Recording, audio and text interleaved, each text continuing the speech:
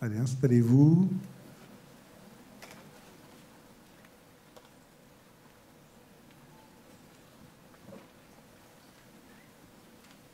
Là, vous avez tous, le cas échéant, des casques pour les traductions. N'oubliez pas de les prendre, sinon à l'entrée, hein, si vous ne l'aviez pas fait.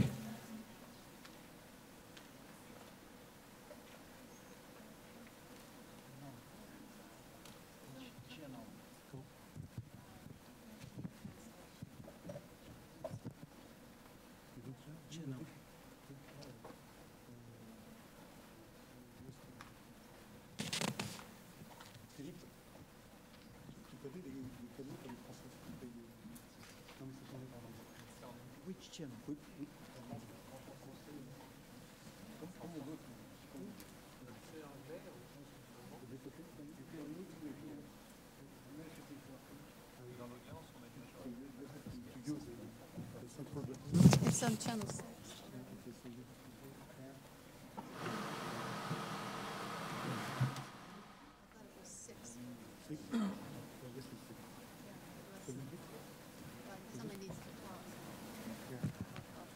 Bonnie, nous allons faire un test de micro.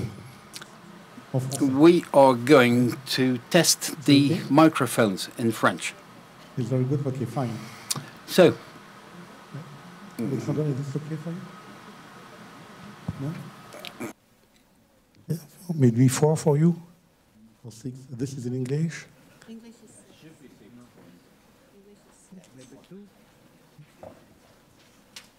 6. It's 4, 4, 5, 6 normally. This is English and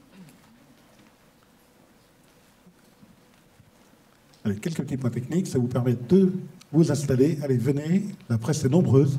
Elle est assez impressionnée de vous accueillir aujourd'hui tous. give you a little bit of time to take a seat. Vous voulez que je parle, Philippe? On fait un test de traduction. So, translation test.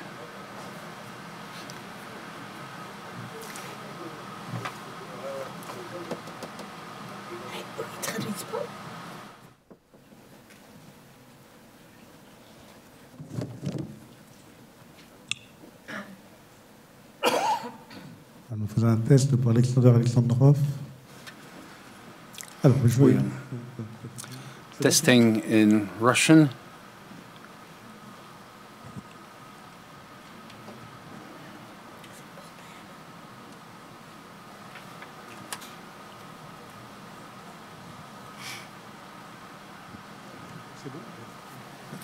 Alors, nous faisons un test de traduction. We are doing a translation test. Bonnie, is it working for you? English is okay. So English is all right. Okay for you, Sophie? Okay. It's okay? Okay for Alexander? 7, sorry. Et pourtant, on sait compter dans l'astronautique, puisque nous avons plutôt un retour. Usually, astronauts can count, but anyway, welcome to you all. We are opening the World Congress for Astronauts. I'm the general manager of the Cité de l'Espace, hosting this event for today and the rest of the week. On the set, we have the organizers, the Space Explorers Association, represented by Denis Dunbar, Michel Tognini, who represents France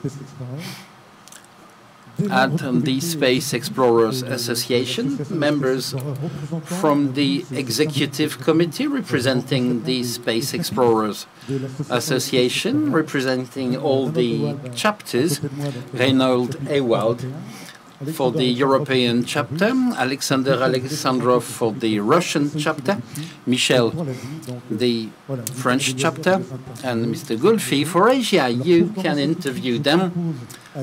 So to start, I will suggest Michel Tognini tells us a few words on this Congress. He's a French astronaut.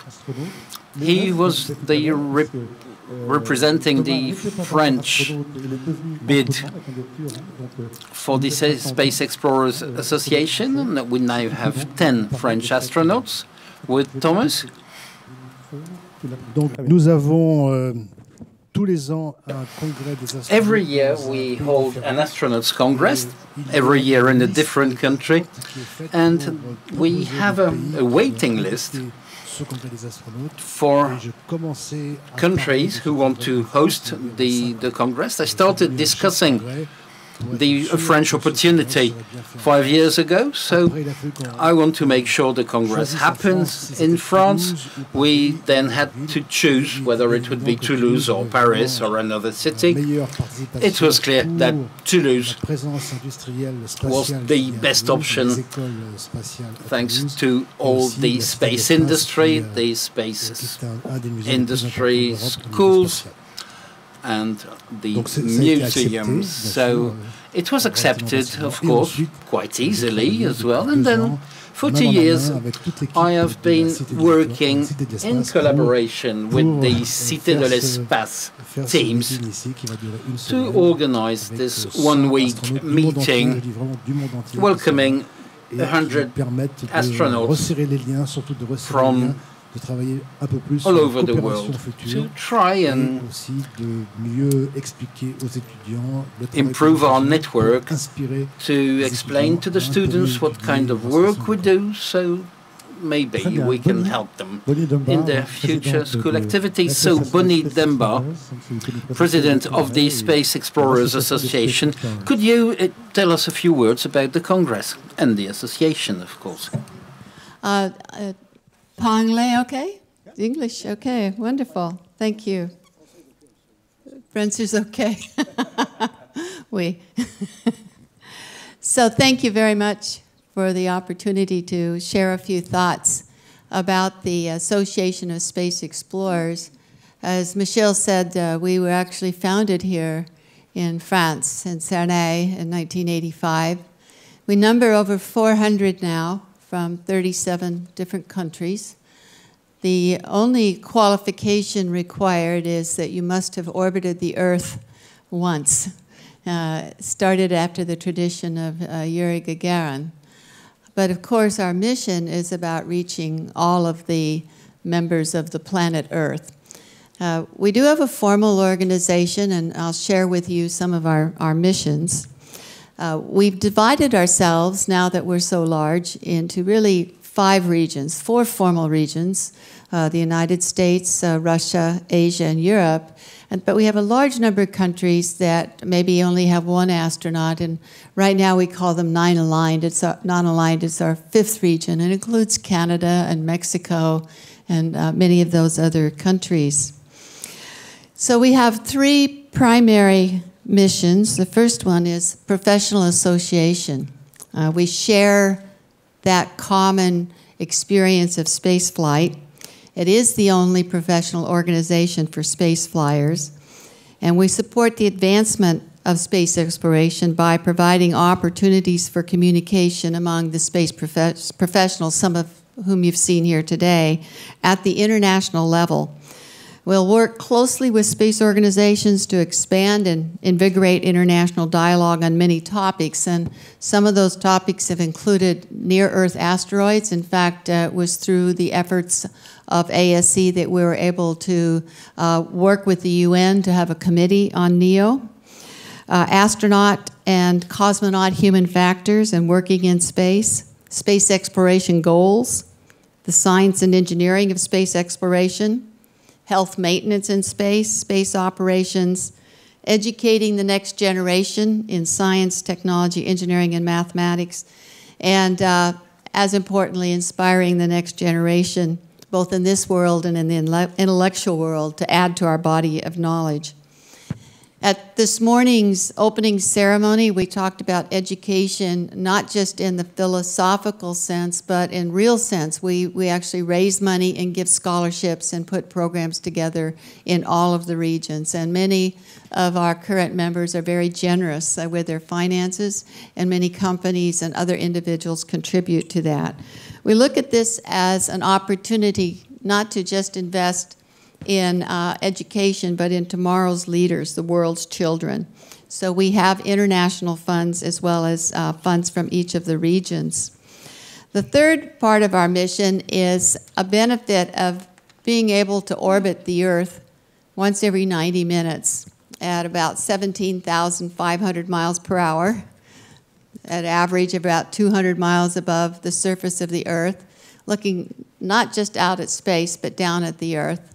And last night, if you happened to have been here, you would have seen the International Space Station come over Toulouse in very clear skies with a 4-minute long pass. Now, my 90-year-old mother knows how to determine on the internet when the space station's coming over her home. I'm sure you all can too. It's a tremendous sight to see and very inspirational to our students. But in looking down at the Earth, it helps us to provide a unique perspective of our planet. So one of our missions is to stimulate humanity's sense of ownership of our home planet and environmental awareness, and to be better stewards. We have a project on the station called Windows on Earth right now that allows participation in looking at Earth photography. And we've published a book called The Best-Selling Home Planet. We'll hope you take a look at it. It helps provide proceeds to our mission and the Association of Space Explorers. So in a very short overview, that's what we do. Every year we meet in a different country where we're invited for a 5-day Congress. All of our sessions are open. And in fact, the sessions here are live streamed to the world. And we invite dialogue, question and answer. We don't just come and disappear, we interact with the public. Thank you. Merci beaucoup, Bonnie. On peut l'applaudir, effectivement. Thank you very much, Bonnie. A round of applause, please. So I discovered that the 5th chapter, these countries with few astronauts, I thought it was the orbiting astronauts, but no. In 5th chapter is countries with few representatives. President Le Gall, president of CNES. The Congress is sponsored by CNES, so tell us everything, President. So good morning. I can first tell you how happy we are to host this astronaut congress in France, in Toulouse, after 32 years, because Toulouse, of course, is the European capital of space, and here we have the best technological skills of the space world, and CNES is extremely happy to be at the center of this Toulouse ecosystem for space. And holding this Congress here in the Cité de l'Espace was a wish for the CNES was with the Cité de l'Espace when it was created, and if I see the record attendance here, we celebrated the 5 million visitors. We had more than 18,000 people yesterday.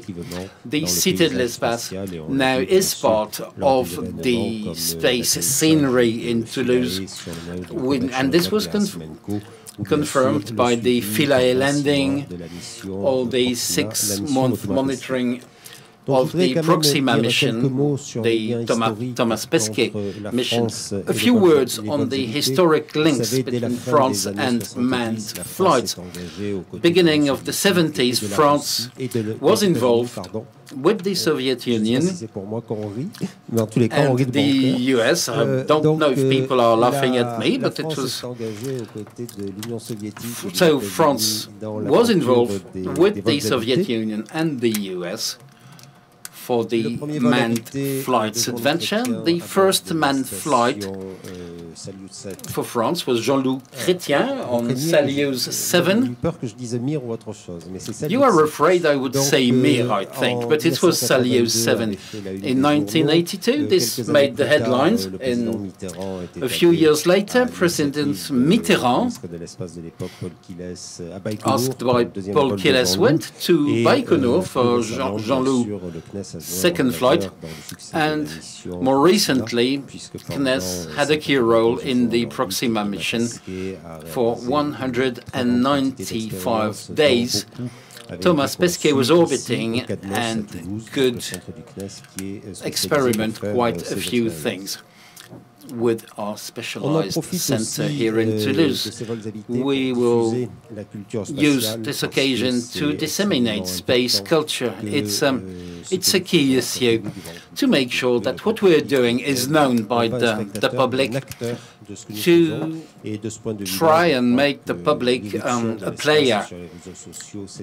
And the use of social networks has been very helpful, and the fact that we do communicate on the social networks has made it possible to reach a vastly international public, because what we do is international. All the astronauts present today give a good picture of the representation of all the countries, and you can see that when you think about our future, the future of the manned flights will be international. The space station is common business for France, Russia,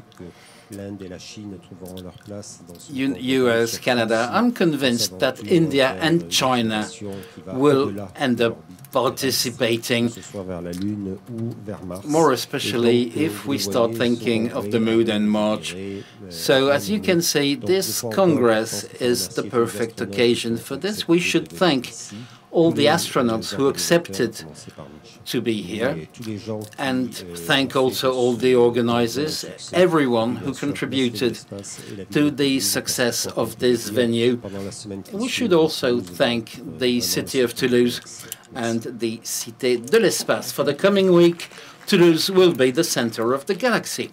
Thank you, Mr. President. Congress is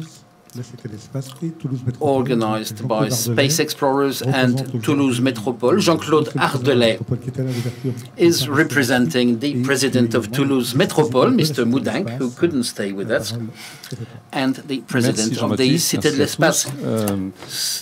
Thank you, Jean-Baptiste. Thank you, everyone. And thank you to all the organizers, the European Space Agency, CNES, Airbus, who all contributed to the expected success of this center of the galaxy. No, let's be simple, the center of the universe, and I think nobody will complain for this week. So Toulouse, in the Cité de l'Espace, celebrating their 20th birthday, I'll introduce Cité de l'Espace, just saying that it's the largest space visiting center worldwide, well, not including the US, because 3 or 4 places in the US are probably larger than us, but not including in the US, we are the largest. 5 million visitors, the 5th,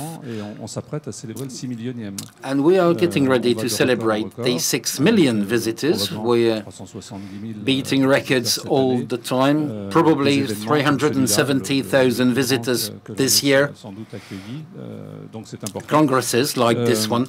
So it's all major venues, but some important things taking place in Toulouse. Toulouse is a capital of innovation. This is a label we received from Brussels. We were nominated amongst the 10 most innovative capitals in Europe.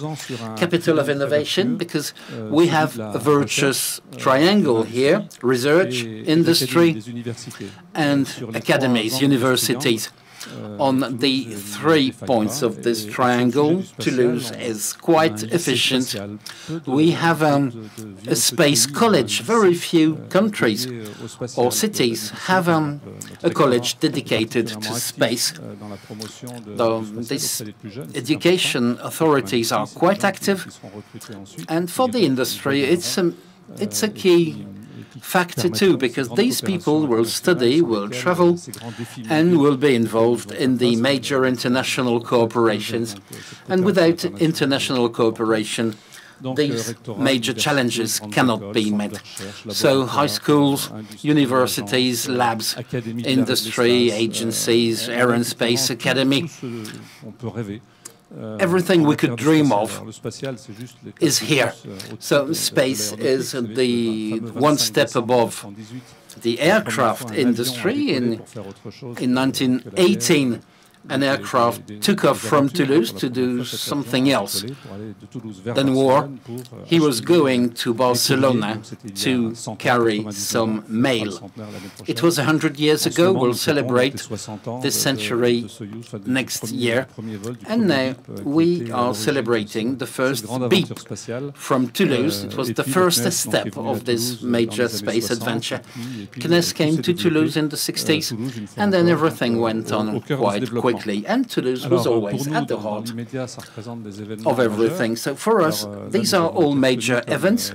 We were selected for the European Science Open Forum, the capital city for sciences in Europe for 2017-18, the keynote being the week before the 14th of July 2018. It's quite motivating. We are the president of the Ariane City community, gathering every city in Europe involved in Ariane and space. The last Mayors' Council will host all the mayors, and this will be on Thursday in Toulouse for the last Mayor Council. We'll have an event at the end of the year. We have a space event every month, sometimes several times a month, conferences, cultural meetings to try and disseminate our culture to the youngest people. But we never stop, and in 2018 we will hold the International Conference for Planetariums. For this we invested in a brand new planetarium.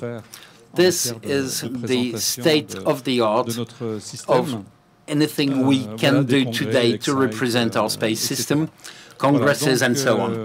The last word to tell you about the challenges we are facing. Environment, there's huge challenges. Satellites were sent to space first to observe space itself. We were looking for knowledge, because we have no innovation or progress without basic knowledge. And this came from the space missions, and it was done very generously. It's the kind of stuff that will make adults and children dream. This was the drive for everything. These satellites, the root of satellite, satellis in Latin, means a guard angel, a protector. So what we used to have to explore the universe are turning their senses to the Earth, and they are our guard angels now. So the space industry is facing some huge challenges. We cannot do anything on our own, so we have to collaborate. To collaborate, you need excellency. That means schools, universities. It's all this science we want to develop for the future. And to meet these challenges, we'll also need a lot of confidence. Confidence in ourselves, trust in the others. And Toulouse is trying to hold these values high. So thank you. So Philippe will join us on the stage as the official partner. He's the communications manager for ESA, the European Space Agency. So Philippe Vulcain.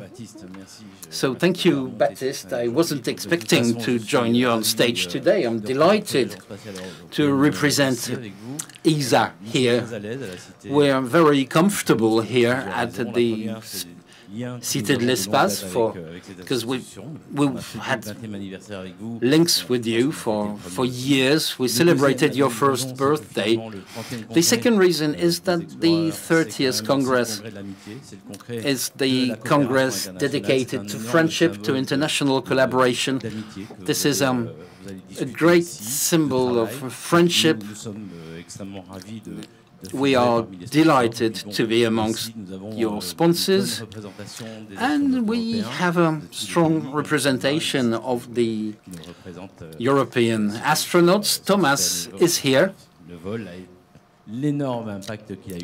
His flight had a huge impact with the medias. His message was quite loud and clear, so thank you all for having us here. Thank you, Philippe Nicolas Ferrucci, the director of the Airbus Space Activities, official partner too. Thank you, Jean-Baptiste. I wasn't planning to give you a speech, but I can confirm the obvious interest Airbus has in participating. We're a founding member of the Cité de l'Espace, and I thank my predecessors who decided of this participation many years ago.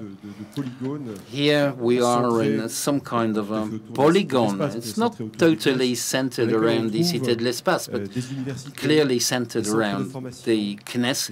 We have universities, training centers, industrial activities, labs, space agencies, the Cité de l'Espace, the Space City, all contributing to this ecosystem. And this ecosystem is necessary for our technicians to collaborate with the universities and the industrialists.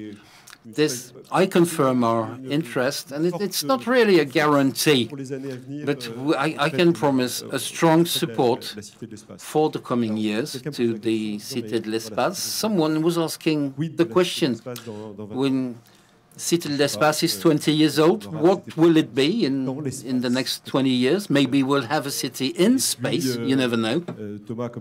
And Thomas, as you stated your interest to continue flying, which I can understand quite easily, and I hope we can welcome you here, returning from a mission on Mars, or maybe it will be Thomas Jr., you never know. Voilà, donc So, thank you, Nicolas. So, friends from the media, you have the microphones. You can ask questions to our representatives.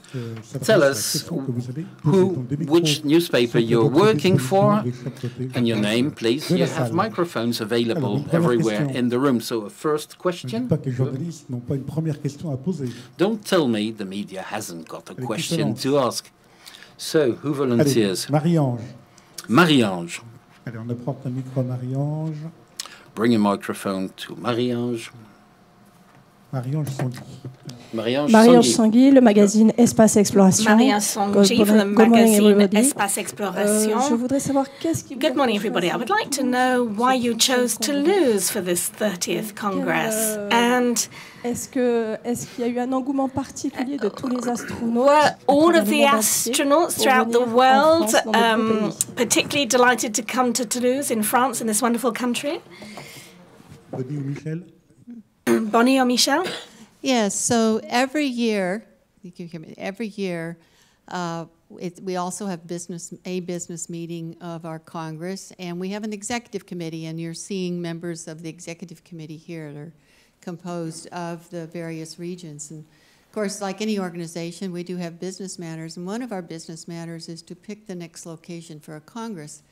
And that's very competitive. And we also have to be assured that the location is ready to support our Congress and our group, and that they'll support a community day of outreach. So Toulouse and Michel and the French astronauts gave a wonderful presentation. We were here last March. We were able to tour the venues and to talk to the leadership here. And we're all very impressed that we would move forward with the Congress here. It also seemed very fitting for us to return, since we did start here at Cernay, And as all of the other speakers have said, Toulouse is a space city with its universities and its industry, and it puts a focus on all of those. And the commitment they've made to the educational outreach is also very important to us. So it was competitive, and they won that competition very well, and we're all delighted to be here. En termes de participation, ça a été le congrès avec le maximum de personnes inscrites. In terms of participation, it was the conference with the most people enrolled to come. We had to limit it to 100. We only have 100 possible places, and as you know, when we did the CERN meeting, there were very few astronauts in the world. Today, there are 530 or so astronauts, and around 400 are members of the ASE. And I must say that the people from the ASE and the astronauts who are part of the ESS also were very favorable to joining. And the candidacy, did you present this in Stockholm or was it in Beijing? No, before Stockholm. We'd already penciled France in before Stockholm. So maybe not all of the astronauts are in the room now, but I saw Jean-François. Maybe you could stand up. Jean-François Clairvoy and Claudia, I saw coming in earlier on. She's left the room. Oh, sorry. So we can give a round of applause to Jean-François. Jean-Jacques, peut-être qu'il est là, Jean-Jacques, non? Est-ce qu'il y a d'autres astronautes là? Are there other astronauts? Well, they're not all here because they've gone off to visit the Cité de l'Espace, but you'll have the opportunity of meeting them. So, any other questions? Nos invités vous ont tout dit. Our guests have really said it all then. Next to Jean over there. Could you introduce yourself, please? Bonjour, Antoine Meunier. Hello, pour Antoine le Meunier, MEM magazine, Espace et Exploration. MEM magazine, Space and Exploration. What role can the ESA play with regard to decision makers across the world, political decision makers worldwide?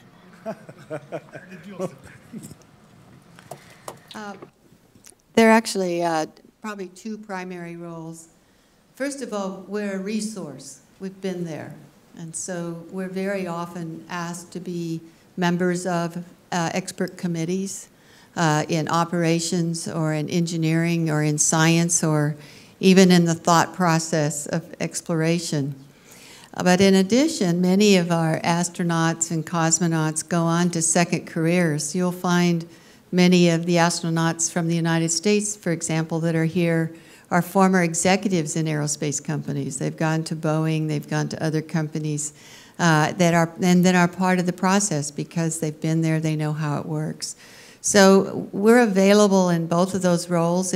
We've also discussed that as we grow larger, we may be more formally involved in different disciplines as a resource for universities and companies. And many of us are back in academia. I'm now a professor of aerospace engineering at Texas A&M University, and we're building a human spaceflight capability in our university. So there are many roles that we can play. As an organization, we will sometimes come together and put out a position paper or a recommendation, such as we did with near-Earth orbit, or asteroids rather, or near-Earth objects. And we're considering some other areas that we might become involved in as well. And then we'll put out a statement as part of the Association of Space Explorers. Michel, do you want to add to that? Oui, le premier meeting a lieu à Cernay en 1985. L'Europe a signé de la participation à la station internationale en... So we signed in 86 after the CERN 85, and now, once again we signed in 93. So we can say that the association supported the creation of a joint space station between the Russians and the Americans, which is a very strong political signal. So Krudi has come back on stage. Krudi, can you Claudie. Thank you for coming back here. And Claudie is the sponsor of the City of the Space. And Jean-François was there when it was opened up in 1987. Both of you were there with 3 other Russian astronauts, because the Mir station came about a few years later. So there are 100 of you now. There were 5 of you at the time. And so 5 times 20, 100. So you wanted to ask a question? Microphone for Mr. Morguet. Tu te présentes et Who is the question for? I'm Labi, I'm a former journalist. I would like to ask a question about China. Is China a member of your association? Do you have Chinese astronauts that participate in some of your congresses? Are there any present today? And if not, what have you planned to do in order to host the Chinese astronauts? China is a member of ASE. In fact, one of our executive board meetings members is Yang Li Wei. They were not able to attend this Congress because you may have read in the papers that China is currently having its big Chinese Congress. They'd planned to come, but like many times, those of us who are astronauts will be called back home because of more pressing matters. So, in fact, they've been with us for several congresses. They're part of our executive board. We had a congress, 3 years ago in Beijing, and they hosted us there.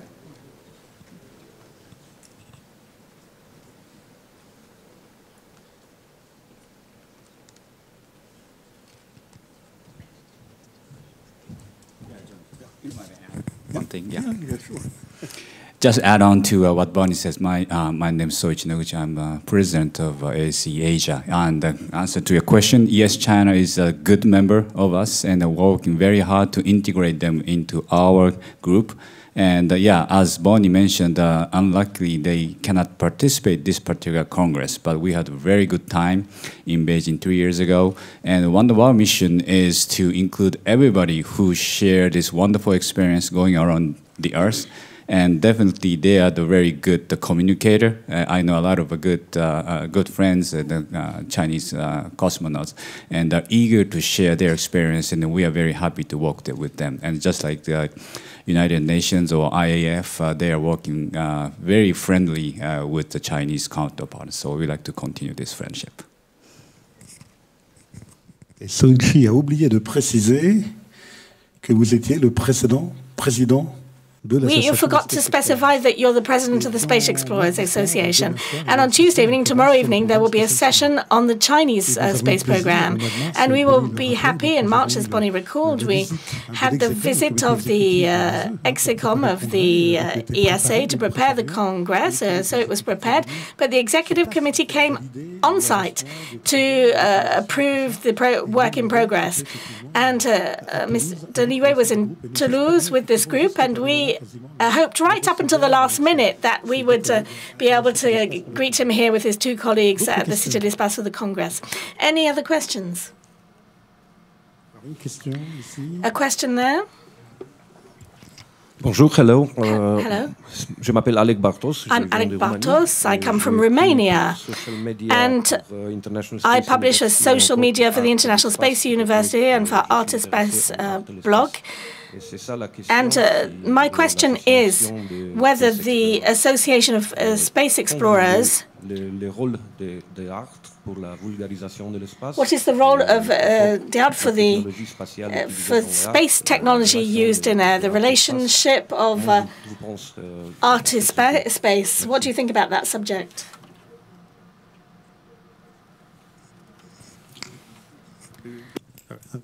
Спасибо. Александр Александров, я председатель регионального отделения Ассоциации России. Of the regional subsidiary, Russian regional subsidiary of the association. I would first of all like to say a couple of words on France, because we go back a very long way in terms of space cooperation. The first French satellite was launched very quickly at the beginning of the of space exploration, and we then worked very actively in the field of space cooperation. The Hermes project, for example, is a joint project, and I even participated in this project myself. Columbus was a space station that was designed in France. At that time, France was the European leader in the field of space development.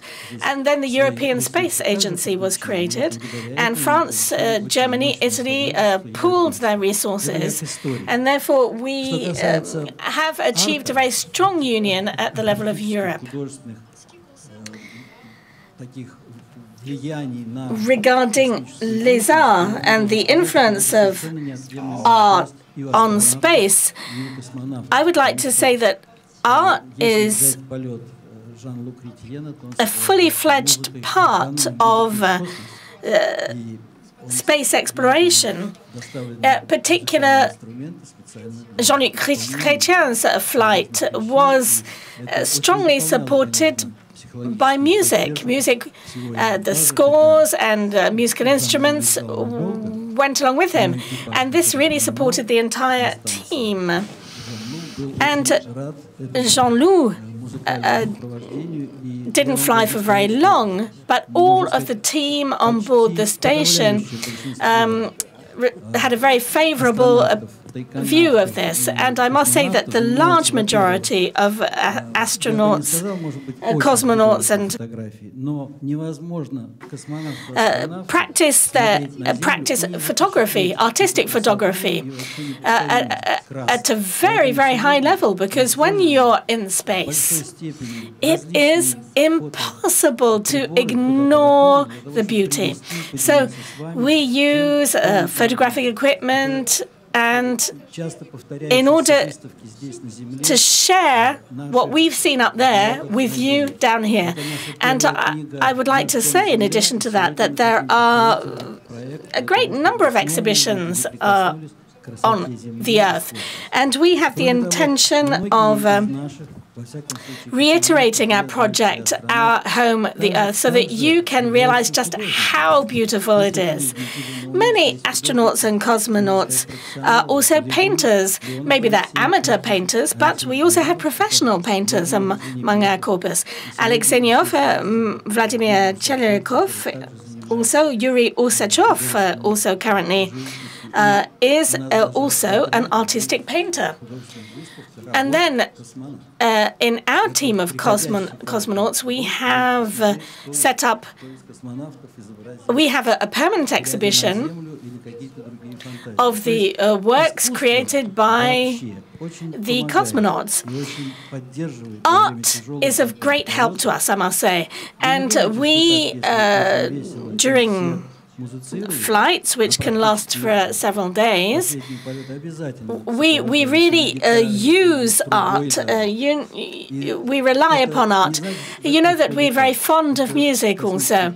And, of course, each cosmonaut, we can't say that every cosmonaut plays a musical instrument, but each flight is accompanied by the guitar and other arts also are very important to us, including literature. Yeah, the subject of art is not in my French vocabulary, so I have to talk in English. I'm sorry. But I admire my new colleagues of the new generation, like Thomas Pesquet and others, who have joined the astronaut corps, let's say 2009, 2010, because they are the generation of social media, and that opens a completely new channel from the astronauts, from the cosmonauts to the population on Earth, an immediate channel of that through which they can describe what they see, they can share their thoughts, and I would call it some piece of art that you not only document your experiments and document in terms of Earth observation what you see, but you interpret. And this is kind of what Sasha already said, a new chance from space to involve people on a more emotional, more inspirational way than just reporting our scientific experiments, which are very valuable and very important as well. Sorry for not putting that into French.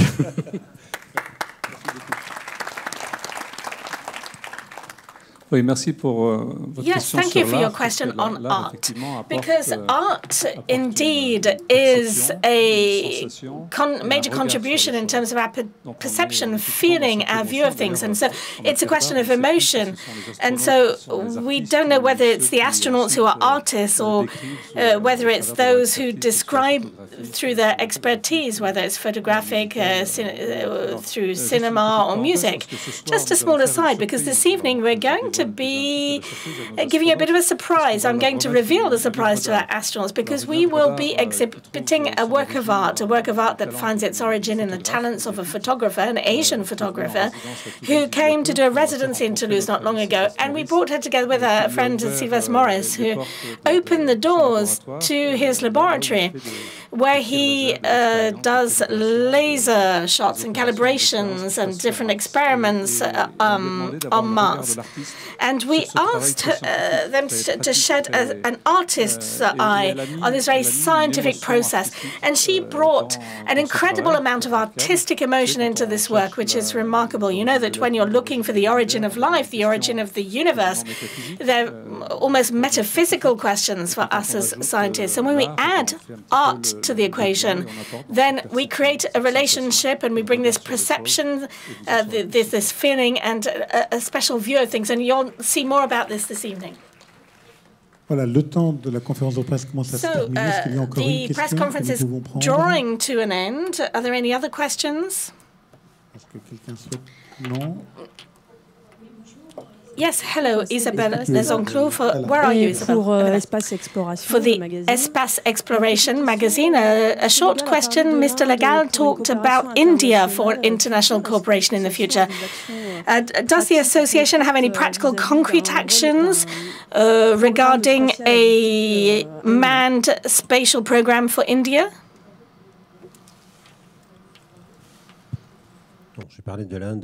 So I spoke about India because India is, we have a good deal of cooperation with the Indian space program. Michel, I think there are no Indian astronauts within the association today, but I'm sure that there will be soon, because India is developing and they're very ambitious, and that's a very, very good thing. I would add one thing, and that is we do have some astronauts that were born and raised in India but are United States astronauts, and they actually go back and present to students there and work with them.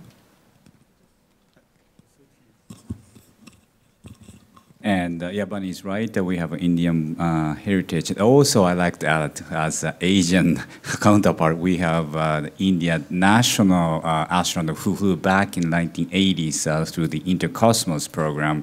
Unfortunately, he was not able to come here, but I would like to say India is definitely the member country of our association. Très bien, merci. Voilà, nous allons clôturer la conférence de presse. Est-ce que Thank you very much. I think that the press conference is coming to a close. Would any of our guests like to add something before we close this part of the press conference? Chacun a eu le temps de s'exprimer comme il souhaitait. Alexander, donc. Дорогие коллеги и присутствующие гости, корреспонденты, мы еще раз хотим сказать, что guests, dear journalists, we would like to say that we chose Toulouse, and there is a reason behind this, because it's a city that represents the French space industry. And we have already worked with the research organizations and the representatives of the space industry in Toulouse, and with the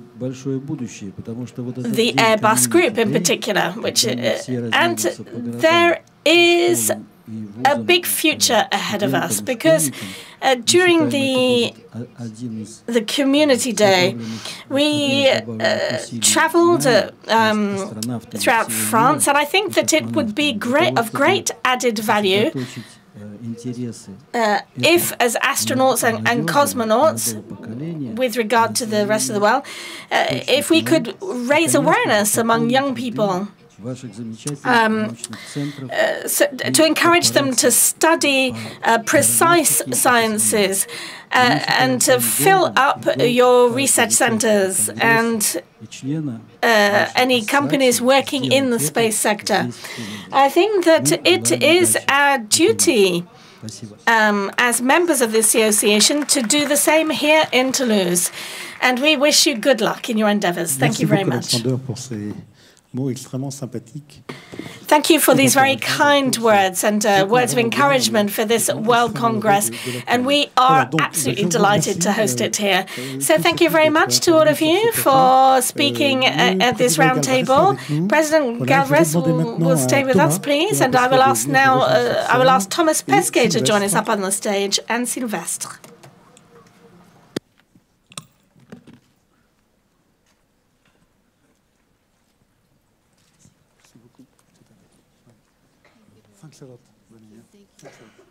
Soyez merci beaucoup. Merci Arnold. On fait la remise de la pierre de Mars.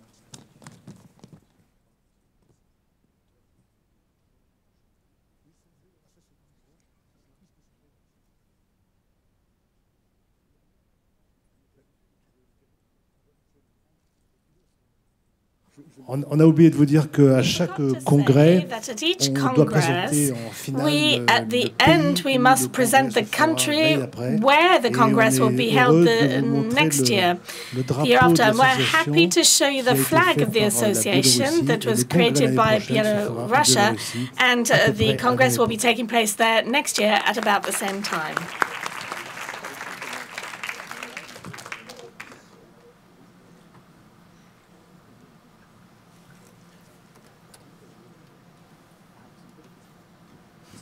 Voilà, alors je suis heureux d'accueillir pour cette deuxième partie de la conférence de presse, pour le président Legarde reste avec nous, le président du CNES. Je suis heureux d'accueillir Thomas. Thomas, faut-il présenter Thomas?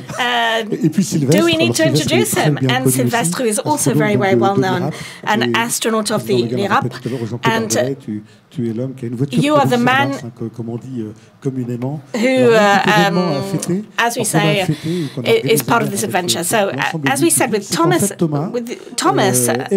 is part of the International Space Association, and he's had a stone from Mars that the Cité de l'Espace gave him a little bit over a year ago in December.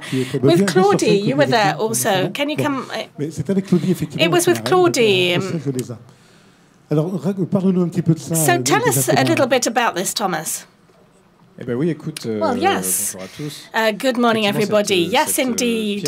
This stone from Mars that came to us from the red planet has crossed the ocean and crashed on Earth and was collected into shattered fragments. And upon the initiative of Sylvestre, if I remember, we decided that I would take a small piece that was given to me by the Cité de l'Espace before my flight, and that I would take this small fragment of Martian stone that has gone back through the atmosphere, back to the space station, and I kept it with me for about 200 days on board. Why did we do this? It was because it's a wonderful symbol of exploration. It's to say that space exploration are people who are in competition with each other. It's not curiosity against the International Space Station. That's not how it works. They're people working towards a single objective, and that is to go further into space and to learn, to build on our knowledge and science on basic questions. And we do this as a team, where everybody has their role to play and everybody uses each other's results. So to talk about this, to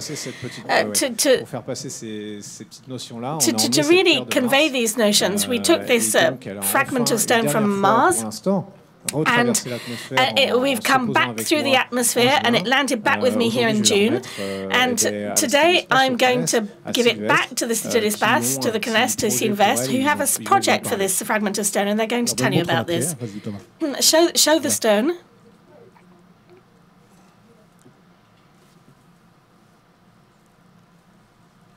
So, Sylvestre, do you want to tell us about this? There is quite a funny idea that you came up with here. We would like to show it to you properly. So we can get that. I think that Thomas has already put his hand, touched it with his fingers. You'll see that on a lovely video, but we can clean it afterwards. So it's travelled from Mars to Earth. Yeah. So it set off from Mars. You know, one day on Mars there was an explosion, something that came from the sky and that hit the surface of Mars, and which created a crater.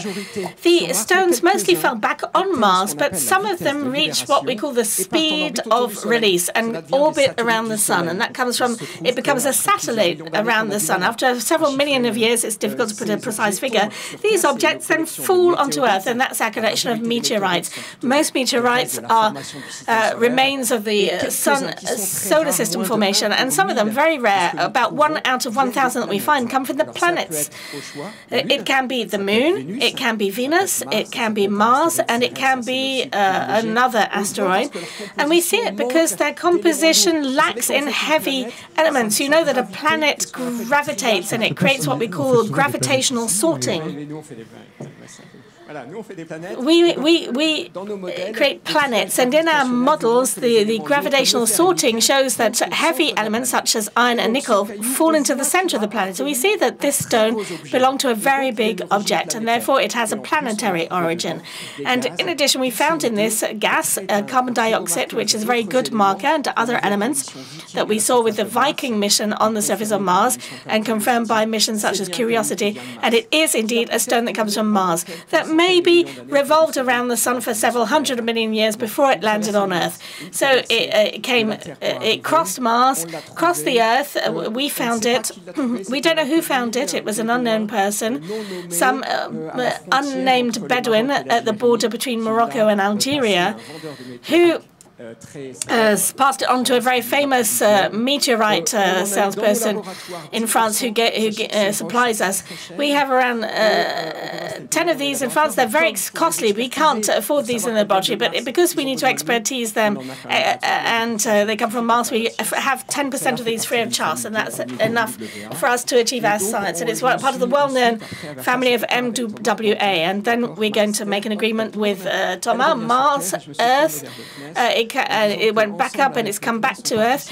And with the CNES, we decided to participate in a big project, the 2020 Mars project of the NASA. It's to give this to the robot. And they called us a second time to create a tool, an instrument, which is the head of rover. It's a super cam. We call it a supercam, and the purpose is to go and look for traces of life. So we're going to look for life, and to do this, the tool needs this type of calibration. So for the CNES, I will leave the floor to the CNES to talk about this. We thought that if we could manage to do this, we should set up this Martian stone on the rover and to let it set back off to Mars. Yes, I think that Thomas and Sylvestre have said it pretty much all. What really astounds me is that this little tale shows the quality of what we are able to achieve. First of all, we obtain a meteorite from the border of Morocco and Algeria, and we can certainly establish with certitude that it comes from Mars. So it's always a little surprising as lay people, but as Sylvestre says, we have a traceability thanks to the composition of the meteorite. Then there was this idea, which I find absolutely wonderful, which was to give it to Thomas to take off to him into space for 6 months, to take it back into orbit.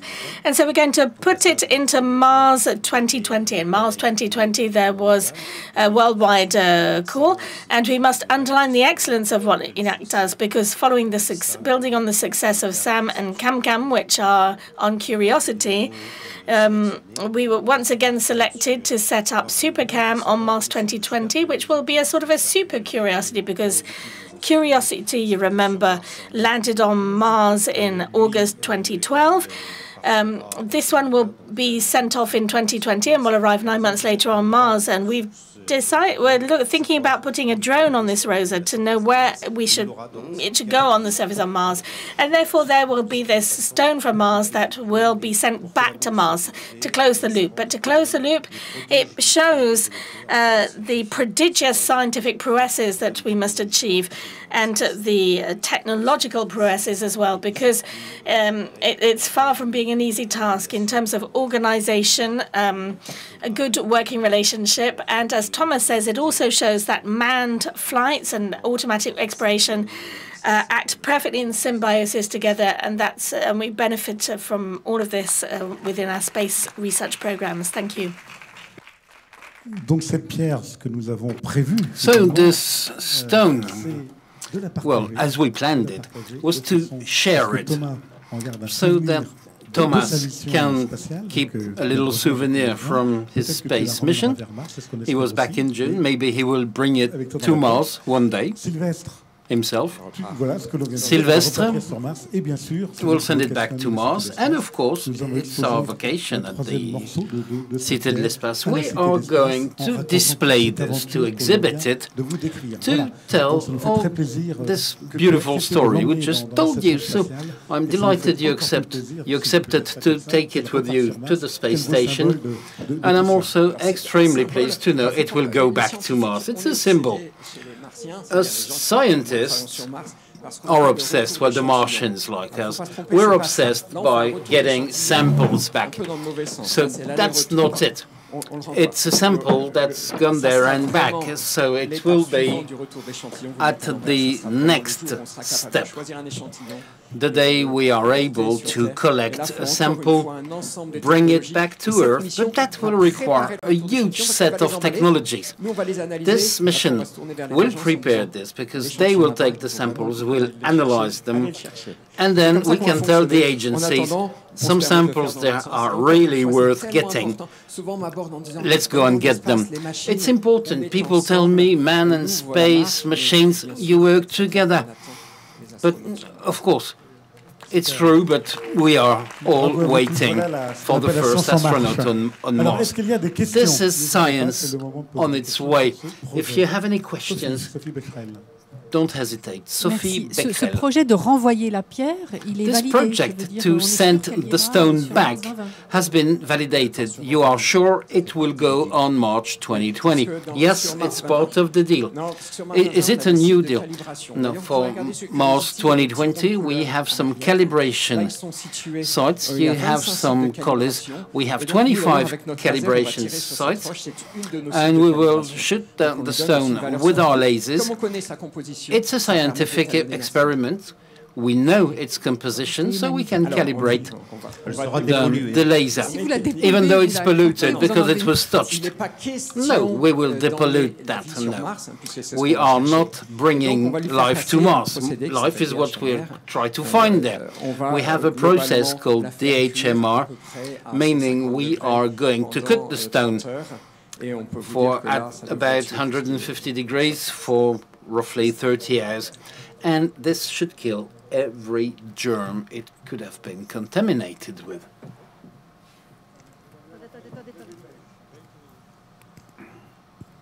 Peut-être dans la continuité de la question précédente, comment les Américains To continue with the previous question, how did the US welcome this proposal? Well, they thought the idea was pretty original. Another team wants to do the same, but they didn't have Thomas in the loop, and we were quite pleased. It has a scientific value. We know the composition. It will really be useful. We have some green and red lasers. These will be fired to find the composition of the rocks, to see how molecules are assembled, and we need to calibrate this instrument.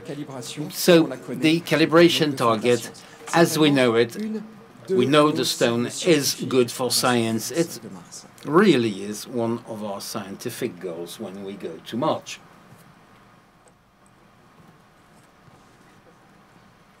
Marie-Ange Sanguilly, Espace Exploration. Marie-Ange Sanguilly from Espace and Exploration. Elle va partir avec Mars 2020. Est-ce qu'il y aurait une opportunité qu'elle parte, est-ce qu'il y aurait un intérêt que ça parte aussi sur le rover européen? Would it be interesting to also send it on the European rover? On peut la tronçonner. We could Alors, il faut savoir split qu'en it. 2020, You should know that in 2020, and this is the big question, we have a potential of 3 vehicles going to Mars. The NASA vehicle, where we have the SuperCam, the ESA vehicle, ExoMars. On this, we are building, we're involved on nearly 50% of the payload, 4 or 5 instruments. We could have done it. And then the Chinese vehicle, HX1, will also have a robot on Mars. If we split it in small parts, we could have it on each of them, but maybe that would be going too far. But we have a very strong dynamics now with all these major players, the Russians being associated with the Chinese on this venture. And they're also collaborating with the European ExoMars for the descent part. C'est une question, pardon. Oui. One question, Antoine Meunier from Espace and Exploration as well. Could we discuss the return, the retrieval of samples? Where do we stand today? Well, I can tell you it's the scientists' priority. And it's been the priority for the past 20 years. Second, it's not simple. It means you have to land, choose a sample, then you have to take off again with a launcher 2 or 4 meters high to put the sample in orbit around Mars. Then we have to retrieve it. Then on Earth, we'll have to manage the sample. It's not simple. The third question is the date. We know we're getting there. We need this sample return. Let's learn to bring a sample back before we learn to bring an astronaut back. So maybe you can give me a date. No, I won't give you a date. I can tell you that this dynamics in favor of Mars exploration is getting stronger.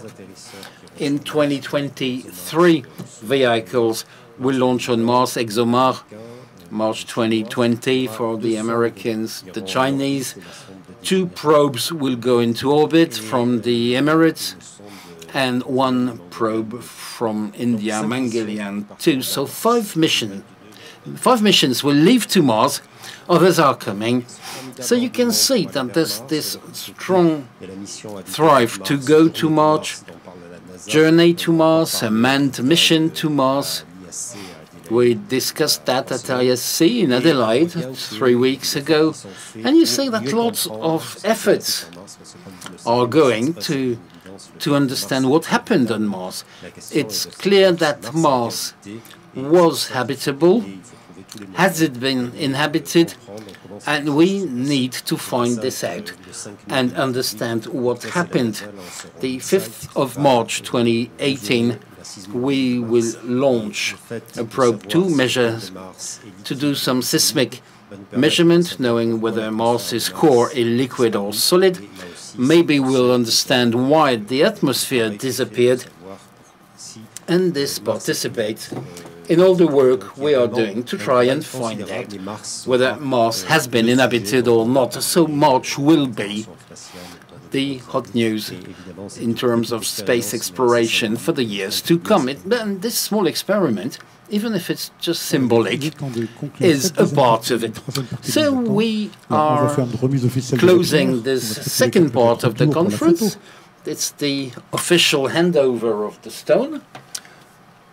Maybe we can take a couple of photographs there too.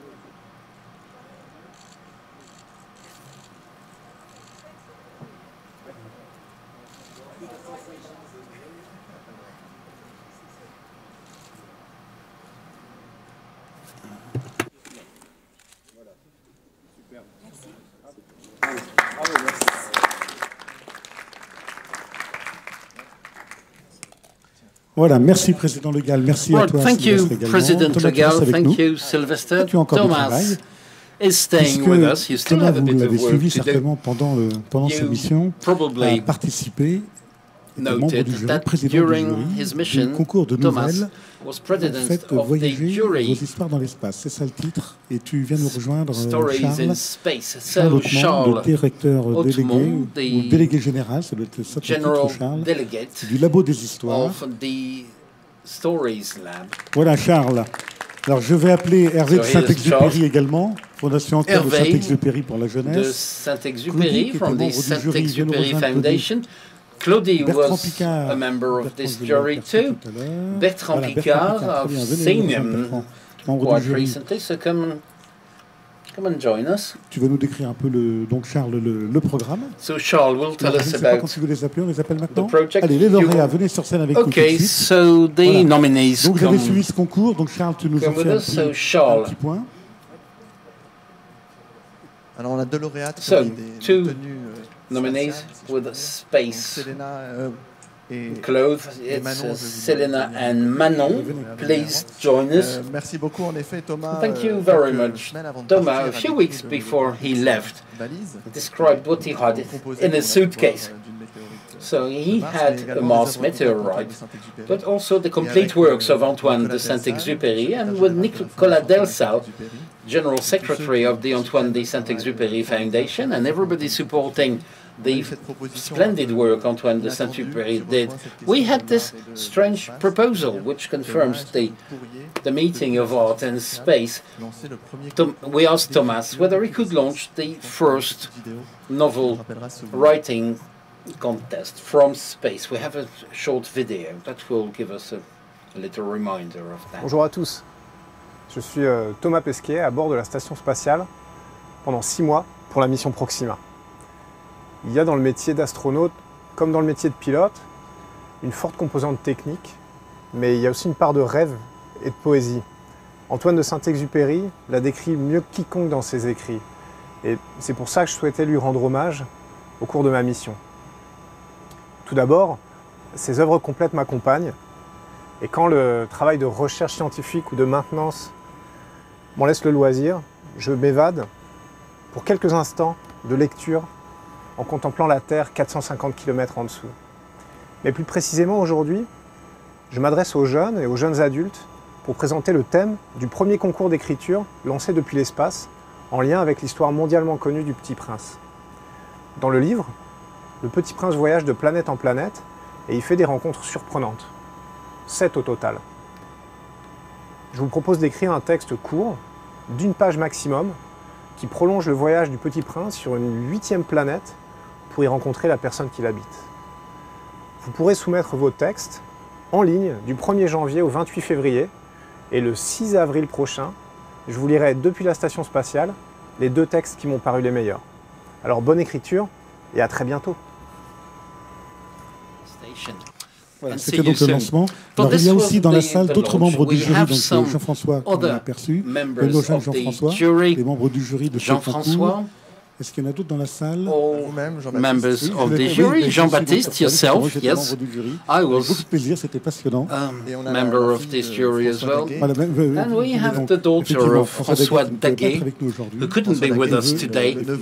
François Daguet is the nephew of Antoine de Saint-Exupéry. So in 2 months, 8,500 youngsters participated in this context. We wanted some testimony from one of the administrators, Hervé de Saint-Exupéry. You're one of the administrators. You're also responsible for the relationship between the Air Force and youth. So tell us what this contest meant for you. I'll read you a message from François Daguet, he's the nephew, and la Fondation Antoine de Saint-Exupéry pour la jeunesse a été lancée le 29 juin 2009. The Foundation for Youth was launched in June 2009. Today, 10 years later, the foundation hasn't lost anything of its dynamism. The mission will weave some friendship links all around the world. So why a foundation? Because we felt the need for ourselves not to be passive spectators, but to act, to participate, and to get involved. Who am I if I don't participate? This is what Saint-Exupéry wrote. Our responsibility is now committed, and the road will be long. The important start is one step and then one other step. If everyone does this step for their kids, for youth, hope and joy will guide them. Inhabitants of the same planet, crew of one same ship, we all together. I do regret I cannot be with you today. Dear laureates, please receive my congratulations and the expression of all my friendship, François Daguet. So our foundation has the huge honor to represent the heritage of Syntex. The goal is to connect youth to education, to culture, to citizenship, with concrete action in France, in Europe, worldwide. In fact, every day our foundation and their partners in the Air Force will join their efforts to make sure that the commitment and the values we represent become a standard for the youth all over the world. With the astronauts, with the Space Explorer Association, we should discuss the miracle of life, as Bertrand said. And you will note that the initials ASC are exactly the same initials as Antoine de Saint-Exupéry. That's a good sign, and this should encourage us to work together. Well, anyway, thanks to space, thanks to Thomas, thanks to Bertrand, Claudie, Jean-François, and all the others, this contest demonstrated that Petit Prince, this humble character, known worldwide, is a symbol of the citizens' rights. And he's also a symbol for safeguarding our planet, and he's a great ambassador for peace. Thank you, Hervé. We'll give the microphone now to... I know Bertrand Piccard is really interested by Antoine de Saint-Exupéry's work and Petit Prince. Could you tell us what it means for you and how it got involved in the Solar Impulse mission? You should remember that at the time of Saint-Exupéry, airmen were adventurers, they were heroes, and they had to do everything to succeed in their mission. And Antoine de Saint-Exupéry was the first one to bring the concept of emotion, human relationships, and spirituality to this technical world. And it might seem silly today, but there were lots and lots of criticism by his peers. When he got the Femina Prize, people pointed fingers and he was said not to be a real airman. It's a fantastic message if you want to show that you should always go beyond what you think is possible. The message you send might not be understood immediately, but as soon as the others understand you, they can go forward.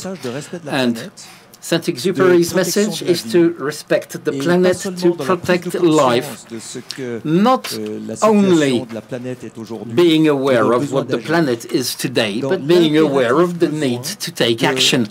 The need we have to use all the solutions we have today to save energy, not to waste energy, be more efficient in our everyday life, to simulate growth, but clean growth, which would be so much better than the dirty status we have today. It's even more important than it ever was. But I'm not sure everybody understands. Maybe 50 years from now, people will say, well, it's obvious. Explorers, astronauts had to give us the message, and maybe themselves can give us a greater, bigger, more noble message, because this is the goal of humanity, make progress. So, Thomas, you participated in the promotion of the Saint-Exupéry message. I would like to give you one of these little statues. It was one of the mascots of Solar Impulse, and I hand this to you on behalf of Solar Impulse and the Saint-Exupéry Foundation. So you relayed us, you launched the writing event from space. It's your responsibility now to promote this even further beyond the French-speaking countries, on the scale of the whole planet. So this is a relay. You will have to pass to other astronauts before you go back to space. And I know you will do this extremely well. So our youth now can start writing the next chapters of our story. Claudie, j'aimerais, alors vous avez, en Claudie, tant que membre du jury, as a jury member, Thomas was the president of the jury, but taking his agenda into account, we couldn't send him all the text. Audrey Azoulay, the Minister for Culture, and Claudie, you read quite a lot of text. Could you tell us a few words on this context? Yes, to add to what Bertrand just said. About the humanist values which we all carry. The imagination will open doors, and it's true that Petit Prince is something we can read, whatever your age, and this beautiful idea of thinking of an eighth planet, leaving the people free to write what they wanted. This was a great idea. We discussed Francophonia. We left our French territory, Franco-French, and Charles was kind enough with the Story Lab to select 50 pieces of text. We had a great time at the Ministry of Culture to discuss this, why this and not this one. We had emotion, marvelous things. And I hope we can hear some extracts of that. How many did you get? We received 8,500 texts from 78 countries. That was wonderful. And these 50 pieces of text, the last ones we read quietly. For some of them, they were optimistic, open, while others were extremely mature, written by young people between 5 and 25 years old, and the youngest one was 5, and the youngest of all of our nominees is 10. So in this book you can read some wonderful stories, lots of emotion. These were magical lines, as Saint-Exupéry could have written them. So you tell us about this repository. We have Elena, is from Toulouse, but this is pure chance. She's the youngest of our nominees. She came with one copy, which was dedicated by all the nominees, Gallimard, who were the original editors of Saint-Exupéry. They accepted to edit these 50 texts that were presented to the jury. This book will be put online, so will be accessible to all. It's our goal to share this text as much as we can. Someone sent us a text from Australia, and Yelena came from Buenos Aires to read that, and she will read a few extracts of the text. My text is about a reader that Petit Prince meets, and this reader offers him a book on gardening so he can take care of his flower. Does your book explain how to talk to the plant, what song you have to sing? Would she appreciate some poems before she goes to sleep? Does your book explain how to love your rose? So Petit Prince put his eyes down, and the reader was a bit humiliated. You don't take care of a rose, you cut it and offer it to a princess. haven't you read some chivalry books? Plants are not like us. They don't have sentiments. So Petit Prince was furious. Maybe you read a lot, but if you don't know about the love of a rose, you don't know anything. I benefit from the love of a rose. I don't have anything else, but it's more than enough. So he hurried away from this planet. So Selena, it's the encounter of Petit Prince with... Le Petit Prince demanda « À quoi cela te sert-il ?»« À rien. C'est pour les terriens que je le fais. Ça leur fait du bien de voir mes étoiles. Cela les fait rêver et leur donne espoir quelquefois. Pourquoi donc ? Lorsqu'ils voient une étoile filante, ils font un vœu. Alors, la nuit, ils guettent, espérant en voir une. Mais ces imbéciles ont créé des tas de villes. Tu sais ce que cela engendre ? Ça pollue. Et avec la pollution, comment veux-tu qu'ils voient mes étoiles ? Ils arrivent même à les confondre avec des avions.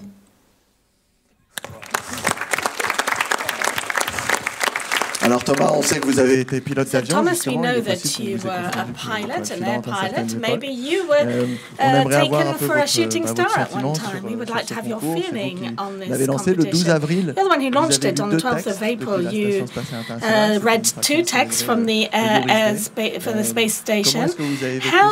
What was your experience? Can you describe your experience? I was very happy to participate in this. As I said, there's a very technical, very scientific side to what we do. Of course, to go to space requires a great deal of work and preparation and the actual flight itself, but I think that that's it doesn't end there. If space fascinates people, it's also because everybody dreams about it. And we see this for many reasons, also because there are more and more films talking about space, and there's a lot of enthusiasm around space conquest. And so I felt that this was part of my job, not just to talk about scientific aspects, but to open the door to people's dreams as far as possible. So I was delighted to have these texts on board and to say, well, we're a little pompously are the ambassadors of Earth in space. And you can't be ambassadors just of the technical part, the scientific part, but we have to represent everybody. We have to take with us the part of dream, evasion, and poetry of mankind. So it was my poetic contribution to the space station. So we need to give room to poetry in the space station. The further we go into space, and the more space we will give to poetry, the poetry which is in each of us. Thank you very much. Voilà, merci à vous. Un petit mot pour rappeler que cette histoire de l'aéroport. So thank you very much. Just a word to say that this story of the aerospace shell was given birth in Toulouse, and in Toulouse we're preparing for the opening of a space memory site for space, and it's the Cité de l'Espace who will be in charge of developing this space. As you said, Bertrand Piccard also, this link between explorers and these almost crazy people who go beyond their limits, and the story of Aerospace Shell is incredible on that level. And I do encourage you all to reread Saint-Exupéry, and also back here in the end of 2018 to rediscover this extraordinary history of the Aerospace Shell. Thank you. Yeah, Nicolas? Yes, the Fondation Antoine de Saint-Exupéry for Youth. On behalf of them, I would like to express our sincere thanks to Thomas Pesquet, without whom this initiative could not have taken place. And also Claudie Duret, who is the godmother of the Saint-Exupéry Association, and Bertrand is also a member of this. And also without your team, because John Kwan, who helped us a great deal. It's really a team effort. We have to create relationships between people. Saint-Antoine de Saint-Exupéry, and we have another gift to give you also. It is the first book for the blind of the drawings of Le Petit Prince that we created with Claudie Duret, with the Univers des Sciences. We have a copy of this book because the drawings of the Petit Prince it's the very first time that these drawings have been accessible to the blind. And they're engravings, and these allows the blind, because they can touch them and to really be able to feel these drawings. And they can create a mental representation of the drawings, and they have a description in big letters for those with reduced sight, and Braille for the blind. So we're going to publish this book and disseminate across the world for access to culture and to the Petit Prince for blind children. Alors voilà, on va se regrouper. Oui, je crois qu'on peut applaudir. So we're going to come together for a photo. On va se regrouper, peut-être se rapprocher, faire maybe deux come rangs, together. les jeunes devant, ou les plus petits en tout cas, ou les moins grands. Alors, je vais les présenter. I'm going to present them. Elena, who's from Toulouse, Maya, who came from Mauritius, especially for this event, Manon, who I already presented, Selena, who came from Buenos Aires, Paul Louis, whose text was read by Thomas Pesquet from the International Air Station, who's come from Singapore for the occasion. Manon, whose text was read by Thomas Pesquet, a text on the Larmoyère. Hélène from London, Elena from Paris, Diego and Antoine. They're the 10 winners of this first competition. And as Thomas said, I hope that there will be many more in the future.